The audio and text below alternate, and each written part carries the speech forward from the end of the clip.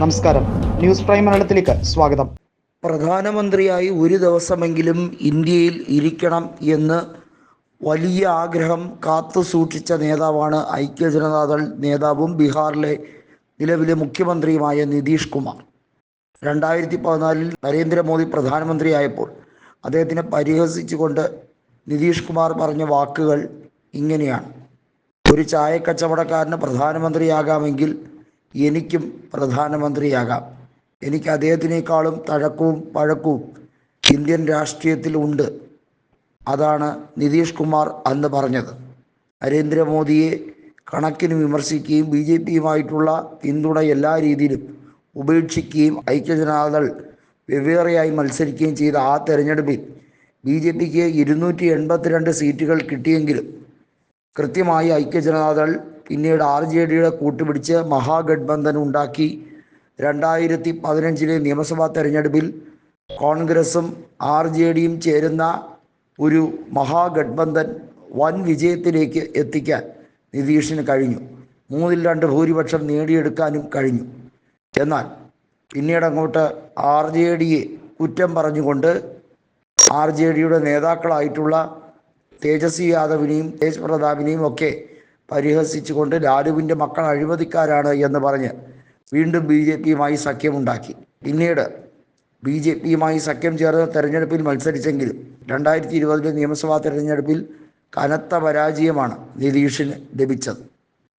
അതോടുകൂടിയാണ് നിതീഷിനെ BJP ഭരിക്കാൻ തുടങ്ങിയതും നിതീഷ് അത് അസഹനീയമാണ് എന്ന് കണ്ടപ്പോൾ BJPയുമായുള്ള ബാന്ധവം ഉപേക്ഷിച്ച് വീണ്ടും RJDയുമായി കൂട്ടുകൂടിയത്.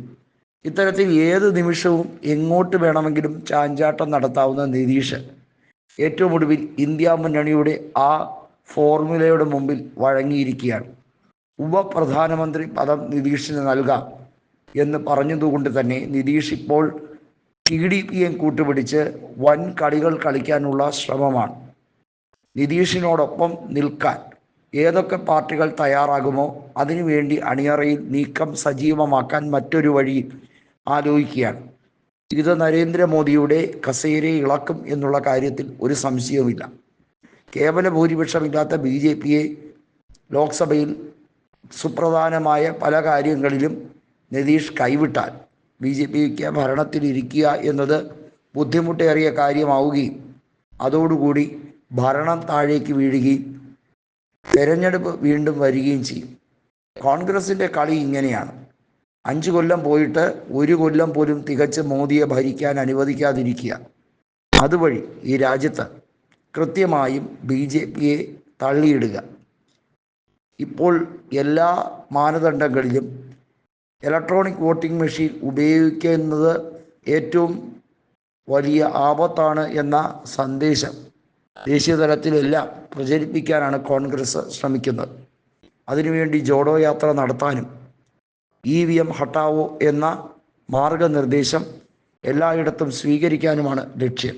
ഹരിയാനയിലും മഹാരാഷ്ട്രയിലും അതിൻ്റെ ഭവിഷ്യത്ത് കൃത്യമായി അനുഭവിച്ചതുകൊണ്ട് തന്നെ ഇന്ത്യ മുന്നണിക്ക് അത് സസൂക്ഷ്മം നിരീക്ഷിക്കാനും അതിനെക്കുറിച്ച് വ്യാപകമായി പ്രതിപാദിക്കാനും പറ്റുന്നുണ്ട്. എന്തു തന്നെയായാലും അട്ടിമറിക്ക് വേണ്ടിയുള്ള കോപ്പ് കൂട്ടുകയാണ് ഇന്ത്യ മുന്നണി. ഇപ്പോൾ NDA ഘടകകക്ഷി നേതാക്കളെ പിടികൂടി.